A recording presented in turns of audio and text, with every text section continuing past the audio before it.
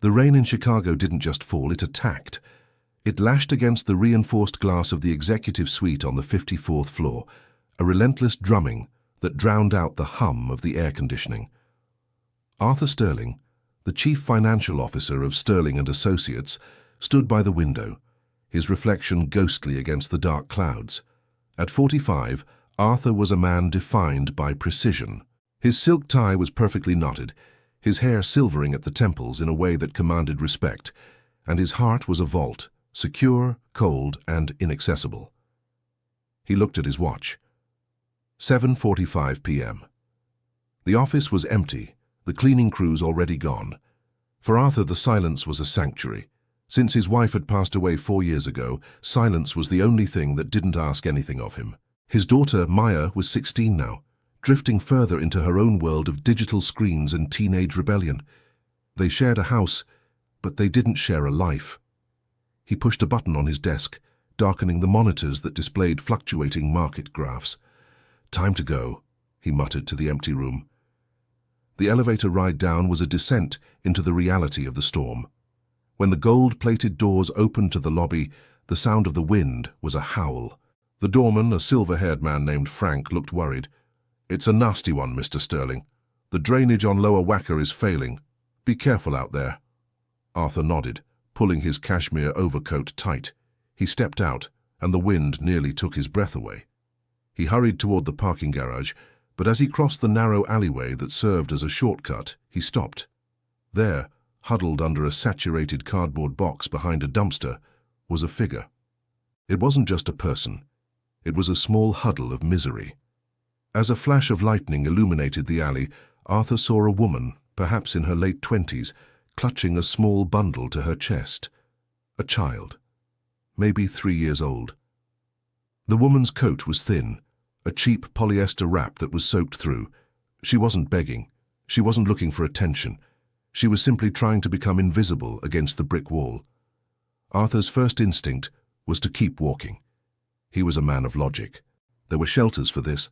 There were systems in place.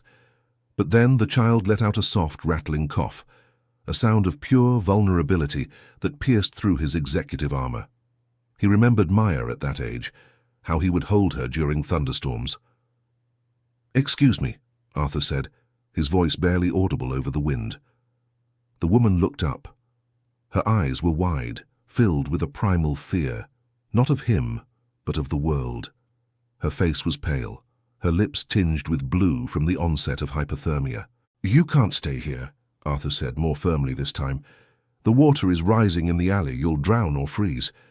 "I have nowhere else," she whispered. Her voice was cracked. "The shelters are full. Please, we aren't bothering anyone." Arthur looked at the child, a little girl with curly blonde hair matted with rain. She was shivering violently. Logic battled with a long-buried instinct. For the first time in years, the CFO ignored the risk-to-reward ratio. "My car is in the garage," Arthur said, reaching out a hand. "Get up, I'm taking you somewhere warm." The woman hesitated, looking at his expensive shoes and his tailored coat. She saw a stranger from a world she didn't belong to. But then another blast of freezing wind shook her, and she looked at her daughter. She took his hand. It was cold as ice. The interior of Arthur's Mercedes-Benz was a different universe. It smelled of expensive leather and cedarwood. As the woman, whose name he learned was Elena, climbed into the back seat with her daughter Sarah, she looked terrified of staining the upholstery. "Don't worry about the leather," Arthur said, cranking the heat to the maximum. "Just get warm." He handed her a clean gym towel from his bag in the passenger seat. Elena began to dry Sarah's hair with trembling fingers. The little girl had stopped crying and was now staring wide-eyed at the glowing dashboard lights. "Thank you," Elena said, her voice still shaky. "I'm Elena. I lost my job at the diner 3 weeks ago. The landlord didn't wait." Arthur drove slowly through the flooded streets. He lived in a quiet, gated community in Lincoln Park, far from the grit of the downtown alleys. He wasn't sure why he was driving her there. He should be going to a hospital or a precinct. But he knew the bureaucracy of those places on a night like this. They would be separated. "I have a guest house," Arthur said, surprised by his own words. "It's heated. It has a bed and a bathroom. You can stay there tonight until the storm passes. Tomorrow, we will find a permanent solution." Elena didn't respond for a long time. She just held Sarah tighter. "Why are you doing this? You don't know us." Arthur looked at her in the rearview mirror. "Because I have a daughter too, and because it's too cold for anyone to be alone tonight." As they pulled into his driveway, the massive stone facade of his mansion loomed through the rain. It was a beautiful house, but to Arthur it had felt like a museum for years, preserved but lifeless. He led them through the side gate to the small detached carriage house. He fumbled with the keys and pushed the door open. It was small but luxurious, with a plush queen-sized bed, a kitchenette and a fireplace. He turned on the heater, and within minutes the air began to thaw. "There are clean blankets in the trunk at the foot of the bed," Arthur instructed. "There is food in the fridge, soup, bread. Please, help yourself. I'll bring some of my daughter's old clothes down. She keeps them in boxes in the attic." Elena stood in the center of the room, looking at the warm wooden floors as if she were afraid to step on them. "I don't know how to repay this." "You don't," Arthur said shortly. "Just get some sleep." He walked back to the main house, his own clothes soaked. As he entered the kitchen, he saw Maya standing by the island, holding a bowl of cereal. She looked at his wet clothes and his disheveled hair. "Dad, where have you been? It's almost 9. I ran into some trouble in the storm," he said, avoiding her gaze. "I'm going to change. Go to bed, Maya. You have school tomorrow, if the roads are clear." "Whatever," she sighed, turning back to her phone. Arthur went to the attic. He found a box labeled Maya, age 4. He pulled out a thick wool sweater and some fleece leggings. His hands lingered on the fabric. It felt like a lifetime ago, when his house was full of laughter instead of echoes. He took the clothes down to the carriage house, leaving them on the porch so as not to disturb them. That night, for the first time in years, Arthur didn't dream of spreadsheets or lost revenue. He dreamt of the sound of a heater humming in the dark. The sun rose over a battered Chicago. The storm had moved east, leaving behind broken branches and deep puddles that reflected a clear, piercing blue sky. Arthur woke up early, his mind immediately racing toward his morning meetings. He dressed in a charcoal suit, but as he brewed his coffee, his eyes drifted to the window overlooking the carriage house. He walked out across the damp lawn. He knocked softly on the door of the guest house. Eleanor opened it. She looked different in the light of day.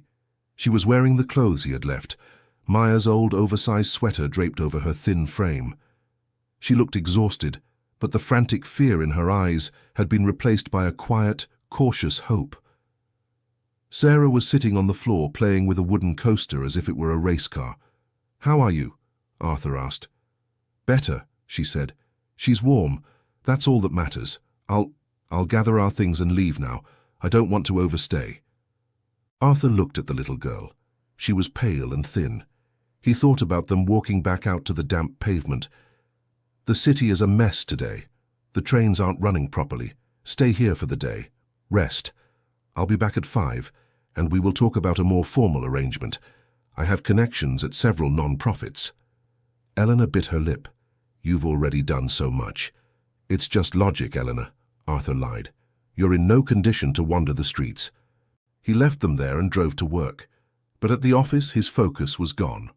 During a high-stakes board meeting regarding a merger, he found himself staring at a chart of projected growth and seeing instead the blue-tinged lips of a woman in an alley.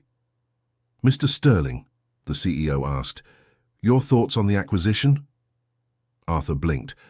I think we need to consider the human capital, the stability of the environment."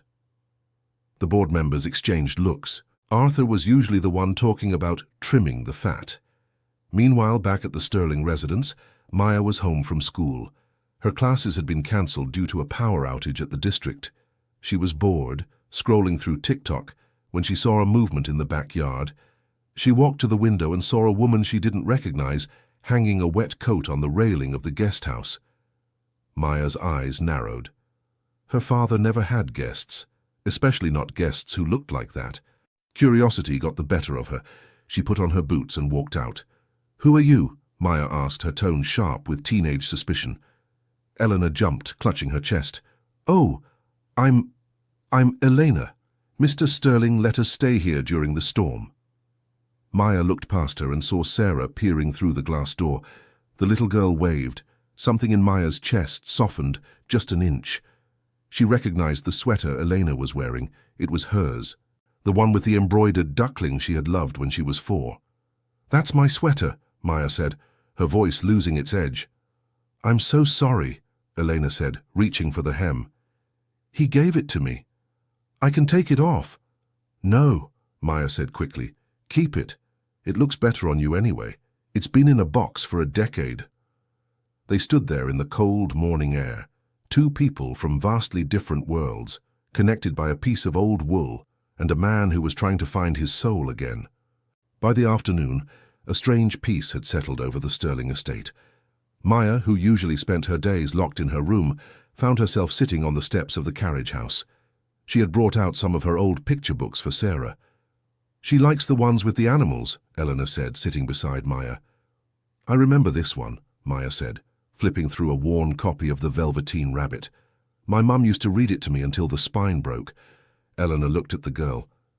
"Your mum, is she—" "Passed away," Maya said shortly, though without the usual bitterness. 4 years ago.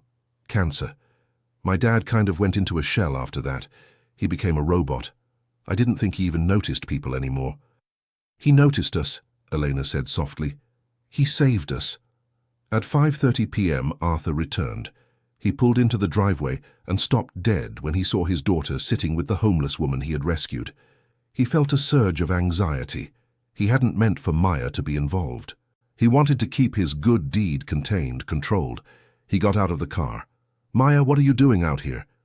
"Talking, Dad," Maya said, standing up. "Why didn't you tell me? You actually did something nice." Arthur cleared his throat, feeling exposed. "It was an emergency. Elena, I've made some calls. There's a transitional housing program in Lincoln Park. They have a vacancy starting tomorrow. I've agreed to sponsor your first 6 months." Elena's eyes filled with tears. "Sponsor? You mean pay for it?" "It's a tax-deductible donation," Arthur said, retreating into his professional persona. "It's efficient." But Maya saw through it. She walked over and hugged her father. It was the first time she had initiated a hug in years. Arthur froze, then slowly wrapped his arms around her. Over her shoulder, he saw Elena watching them, a small smile on her face. That evening, they all ate together in the main house. It was an awkward, quiet meal, but the silence wasn't heavy like it usually was. It was the silence of people learning how to breathe again. However, the world outside was still moving. As they ate, the television in the living room was on, muted, showing the evening news. The lead story was about the miracle of the storm, heroic rescues across the city. Arthur went to turn it off, but Maya stopped him. "Wait, Dad, look." The news was showing a segment about a missing person, a woman and a child. The screen showed a photo of Elena, cleaner, smiling, standing in front of a university building. "Elena?" Arthur asked, looking from the TV to the woman at his table. Elena turned pale. She dropped her fork. "Oh no," she whispered. "They found me." The news anchor's voice filled the room as Arthur turned up the volume. "Authorities are searching for Elena Vance and her 3-year-old daughter, Sarah. Elena was a promising research assistant at the University of Chicago before disappearing 4 months ago. Her family in Ohio is desperate for news, claiming she fled an abusive situation and fell through the cracks of the system." Elena began to tremble. Arthur turned the TV off immediately. "Abusive situation?" Arthur asked, his voice low and serious. "Elena, if you are in danger, I need to know. I'm an officer of a major firm. I have legal responsibilities." Elena looked at her daughter, who was happily eating mashed potatoes. "His name is Marcus," she whispered. He's powerful in his own way. Not like you. He's a detective in our hometown. When I left him, he used his connections to flag my social security number, to make it impossible for me to get a job or an apartment. He told everyone I was mentally unstable. I ran to Chicago to lose myself, but I ran out of money. I thought if I stayed hidden, Sarah would be safe." Arthur felt a chill that had nothing to do with the rain outside. He understood power. He understood how systems could be manipulated. He looked at this woman and saw not a homeless person, but a victim of a sophisticated trap. "He's looking for you," Arthur said, "and now that the news is running your face, he'll know you're in Chicago." "I have to leave," Eleanor said, standing up frantically. "I can't bring this to your house. Thank you for everything, but we have to go." "Stop," Maya intervened, her voice surprisingly commanding. "Dad, we can't let them go. If this guy is a cop and he's crazy, he'll find them in a shelter in 5 minutes." Arthur paced the kitchen. His logical mind was screaming, liability, risk. But his heart, newly awakened by his daughter's hug, was saying something else. "You aren't going anywhere," Arthur said. "Maya is right. If he's tracking you, the guest house is the safest place for now. It's not registered in your name. I'll call our head of security, Miller. He's ex-FBI. He doesn't care about local police politics." "You'd do that?" Elena asked. "I don't like bullies," Arthur said, "and I don't like people who weaponize the law."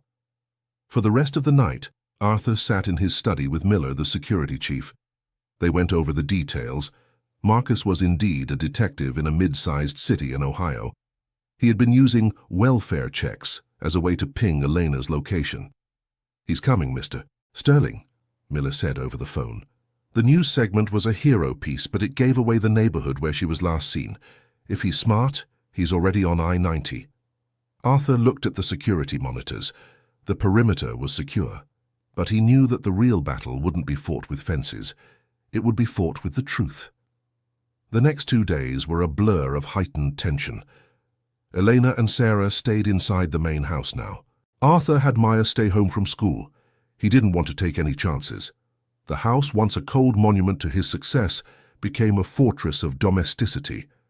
Maya and Eleanor spent hours in the kitchen. Eleanor taught Maya how to make a proper lasagna, something Arthur's wife used to do. The smell of garlic and basil filled the hallways, chasing away the scent of dust and loneliness. Arthur, meanwhile, was working his own angles. He used his financial influence to dig into Marcus's records. He found what he expected, a trail of suppressed reports and lost evidence. "The man is a predator," Arthur told Miller, "but he's a predator who thinks he's smarter than everyone because he has a badge." "He's in Chicago," Miller reported on the 3rd morning. "I spotted a black SUV with Ohio plates circling the block 2 hours ago. He's scouting." Arthur felt a surge of adrenaline.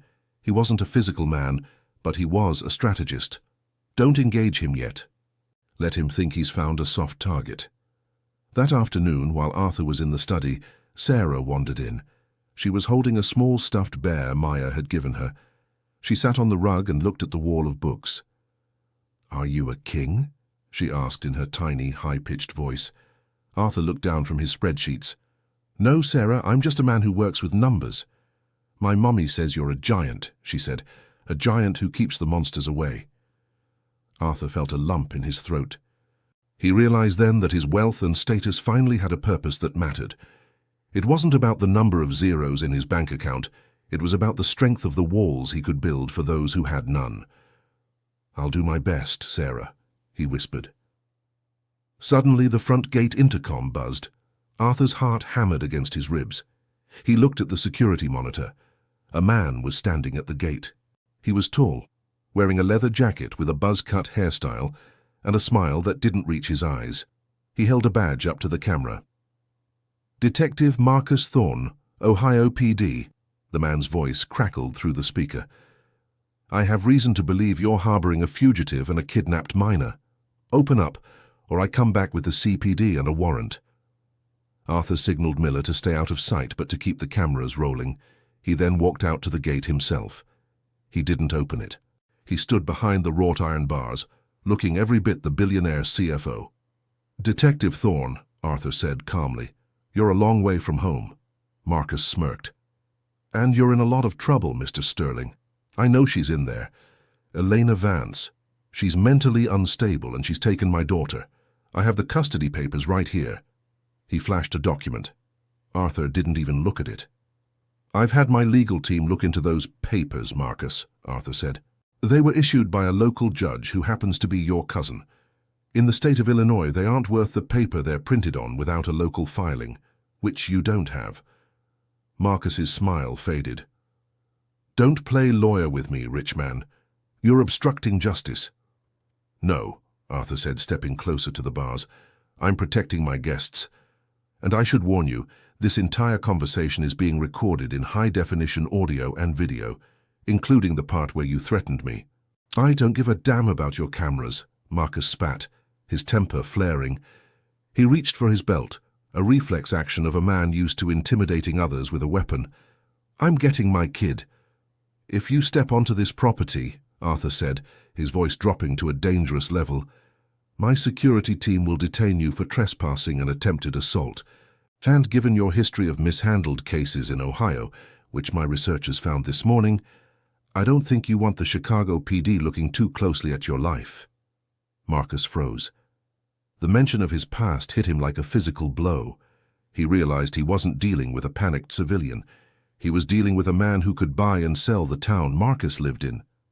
You think you can save everyone? Marcus sneered. She's a broken waitress. She'll fail you eventually. She's already a better person than you'll ever be, Arthur replied. Now get off my sidewalk before I call the commissioner. We played golf last week. He's very particular about harassment in this neighborhood. Marcus stared at him, his face contorted with rage. For a moment it looked like he might try to climb the gate, but then he saw Miller emerge from the shadows of the porch, holding a professional-grade camera and a radio. Marcus turned around, jumped into his SUV and tore away, tires screeching. Arthur leaned against the gate, his hands shaking. He had never stood up to anyone like that in his life. He felt a hand on his shoulder. It was Maya. She had been watching from the front door. That was amazing, Dad, she whispered. It's not over, Arthur said. He'll try another way. But we're ready. Arthur Sterling knew that a man like Marcus Thorne, a man accustomed to the dark corridors of small-town power, would not simply vanish because a billionaire told him to. Predators like him didn't fear the law. They owned their version of it. They only feared one thing, the blinding glare of public scrutiny. If Arthur kept this a private battle, Marcus could use his badge to flip the narrative. But if Arthur made it a public spectacle, Marcus would be crushed by the weight of his own shadow. That evening, the executive study was transformed into a war room. Arthur sat at his mahogany desk, the glowing screens of his monitors reflecting in his glasses. He didn't call his legal team first. He called a contact at the Chicago Tribune, a senior investigative journalist named Sarah Jenkins, who owed him for a tip on a banking scandal years prior. Sarah, it's Arthur Sterling. I'm handing you the lead story for tomorrow's morning edition, Arthur said, his voice clipped and professional. It's not about stocks. It's about a mother, a storm, and a corrupt cop from Ohio named Marcus Thorne, who is currently stalking her on my property. I have the security footage, the suppressed records from Ohio, and the victim's testimony. I want it on the front page, and I want the TV networks to pick it up by the morning. As the night progressed, Arthur worked the phones with the same cold efficiency he used to dismantle failing companies. By midnight, he had sent high-definition footage of Marcus at his gate, looking aggressive, hand-twitching toward his weapon, to 3 major local networks. The next day, the city of Chicago woke up to a firestorm. The headline was visceral. The Silent Victim, How an Ohio Detective Turned the Law into a Weapon. By 8 a.m., news vans were parked down the street from Arthur's gated community. The narrative shifted instantly. The miracle of the storm was no longer just a feel-good story about a kind CFO. It became a national crusade for justice. The public, fueled by the raw footage of a helpless woman being hunted, demanded blood. The reaction was swift and merciless. By noon, the Ohio Police Department, faced with a PR nightmare they couldn't ignore, issued a formal statement. Detective Marcus Thorne has been placed on immediate administrative leave, stripped of his police powers, pending an internal investigation into allegations of stalking and abuse of power. By 3 p.m., Arthur's lawyers had secured a domestic violence protective order in an Illinois court.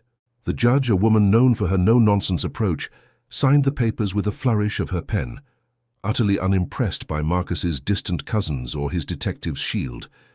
Inside the mansion, the atmosphere was thick with a mixture of relief and exhaustion. Elena sat on the velvet sofa, her eyes glued to the TV. Sarah was napping in her lap, her small chest rising and falling in the first truly safe sleep of her life. When Arthur walked into the room, he looked tired, his tie loosened for the first time in years.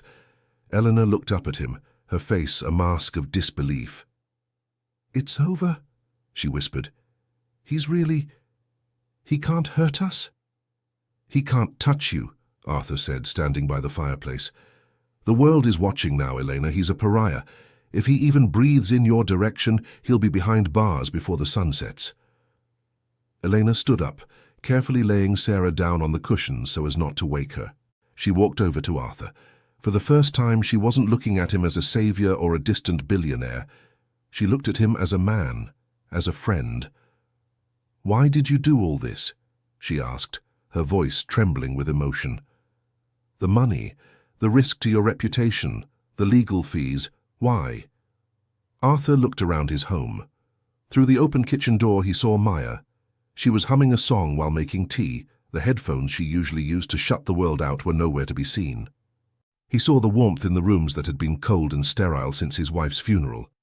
"I was a lonely CFO, Elena," Arthur said, using the title the newspapers had coined.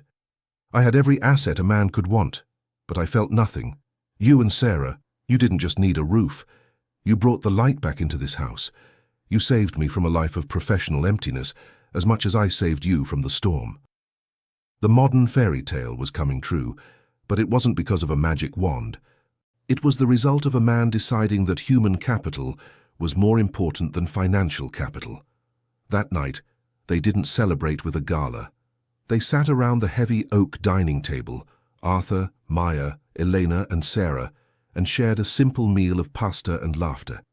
"I think we should talk about the future," Arthur said during a lull in the conversation. "The transitional housing I found is still available, but Maya and I were talking." Maya leaned forward, her eyes bright. "The guest house is empty, Elena. And Sarah needs a yard to play in, not a shelter. Stay here, use the guest house as your home. You can finish your research degree at the University of Chicago. I'll even help babysit when things get hectic." Elena's eyes welled up with tears. "I can't just live off your charity, Arthur. It's too much." Arthur reached out, covering her hand with his. "It's not charity, Elena. In my world, we call this an investment. And I've never seen an investment with a better guaranteed return than the happiness of a friend." As the weeks turned into months, the harsh, grey Chicago winter finally surrendered to a vibrant, blooming spring. The city shook off its icy coat, and so did the inhabitants of the Sterling estate.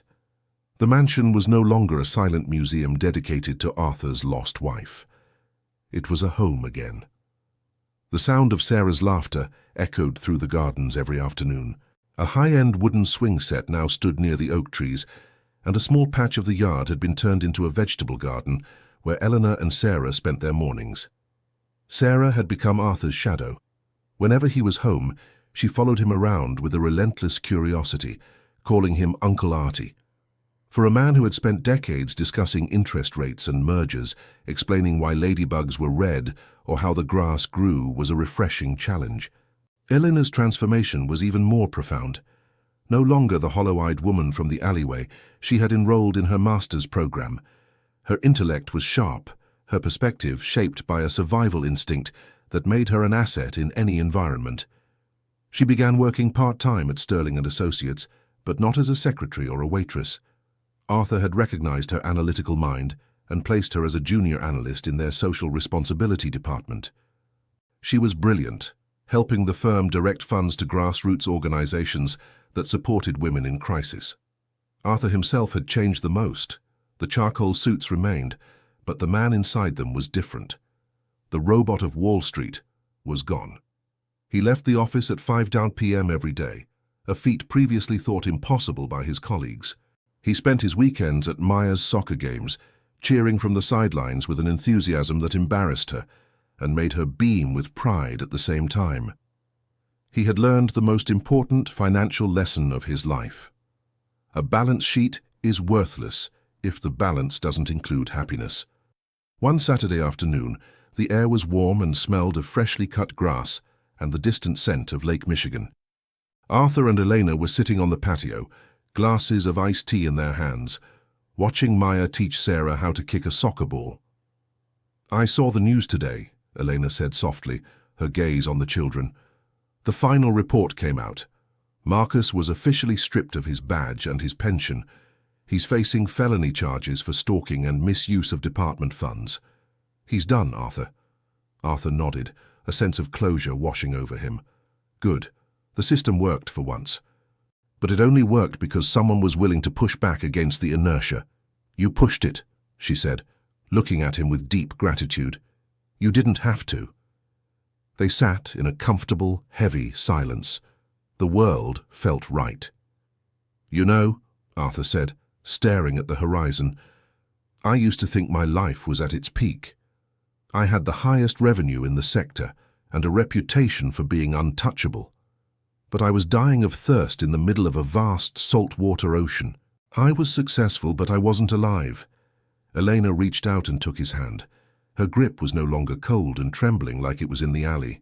It was strong, warm, and sure. "We were both lost in the storm, Arthur. We just happened to find the same shelter at the same time." Maya ran over, sweaty and grinning, her hair a mess. "Hey, enough of the deep emotional talk.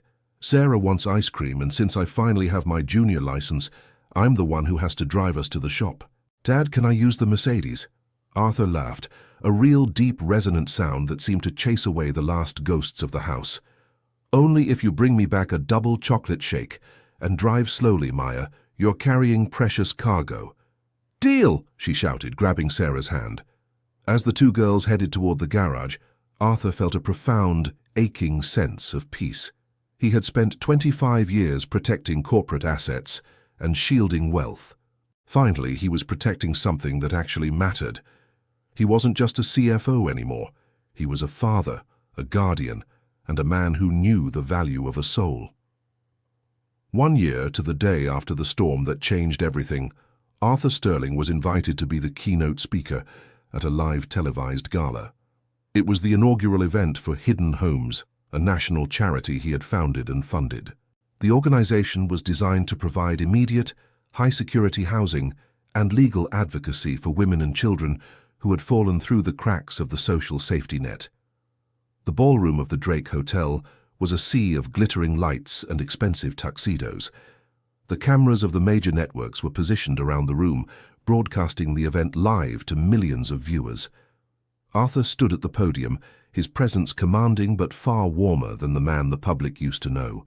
"A year ago," Arthur began, his voice steady and resonant, "I thought success was a number on a spreadsheet. I thought security was a gate and a guard. But I met someone, 2 people, who showed me that true success is a choice. It's the choice to see the person hiding behind the dumpster in the rain. It's the choice to open a door when every logical instinct tells you to keep it locked for the sake of your own comfort." The crowd was silent, captivated by his vulnerability. "We live in a world that values efficiency over empathy," Arthur continued. "But efficiency didn't save Elena and Sarah. Empathy did. And tonight, we are here to ensure that no one else has to wait for a miracle to find safety." As he spoke, the camera panned to the VIP table. There sat Maya, looking beautiful and confident in a green silk dress. Beside her sat Elena, looking elegant and poised, her eyes shining with unshed tears of pride. Suddenly, the large screens behind Arthur switched to a live look at the charity's first completed facility on the south side. A young woman, holding a toddler, was being interviewed by a reporter. She was a mother who had just been given the keys to her own safe, permanent apartment. "I wouldn't be here without the Sterling Foundation," the woman said, her voice breaking on screen. "They didn't just give me a room, they gave me my life back. They saved me." Back in the ballroom, the audience was moved to their feet. But the most significant moment was yet to come. Sarah, who was sitting in the front row with a trusted family friend, saw her mother on the big screen, and then saw the woman being interviewed. With the innocence only a child possesses, Sarah pointed at the screen and shouted loud enough for the microphone to catch it. "Mommy, look, it's like us. They're safe now too." A collective awe rippled through the elite crowd. People who usually spent their nights discussing acquisitions were wiping their eyes. The camera cut back to Arthur at the podium. He wasn't embarrassed by the interruption. He looked down at Sarah and smiled, a wide, genuine smile that was captured in close-up for the whole world to see. "Yes, Sarah," Arthur said into the microphone, his voice thick with emotion. "It is just like us. And it's going to be like that for many more." The event raised over $10 million in a single night. But for Arthur, the real victory didn't happen under the spotlights. It happened when they finally got home to the quiet of Lincoln Park. They stood in the grand foyer, the same place where Arthur used to stand alone in the dark. Now, it was full of life. The CFO, the graduate student, the teenager, and the child stood together. The storm from a year ago was now just a chapter in a book, a dark beginning that had led to a brilliant light. "Group hug?" Maya suggested, rolling her eyes in her classic teenage way, though she was already reaching for Elena's hand. They all leaned in, a tight circle of 4 people who had once been isolated by different kinds of pain. In the center of that grand hallway, under the crystal chandelier, they weren't just a group of people living together, they were a family, forged not by blood, but by a choice made in a freezing alleyway. Arthur Sterling, the man who once had everything and nothing, finally felt like he had enough. "Tomorrow," Arthur said as they reluctantly pulled apart, "we start planning our summer trip. I'm thinking the mountains, somewhere with lots of hiking and no cell service." "As long as there's no rain," Eleanor joked, leaning her head on his shoulder. Arthur looked toward the window. A light spring shower was beginning to fall, the droplets pattering gently against the glass, like a soft applause. This time the sound didn't feel like an attack. It didn't feel like a threat. It was just water feeding the new life they had planted in the garden, making the world grow green again. "Rain is fine," Arthur said, pulling them all close one last time. "We have a roof that won't leak. We have a fire that won't go out, and most importantly, we have each other." The lights in the Sterling mansion stayed on late into the night, a warm golden beacon on the Chicago skyline. It stood as a testament to the fact that in a world of numbers and cold logic, the most valuable thing you can ever count on, and the only thing that truly grows when you give it away, is love.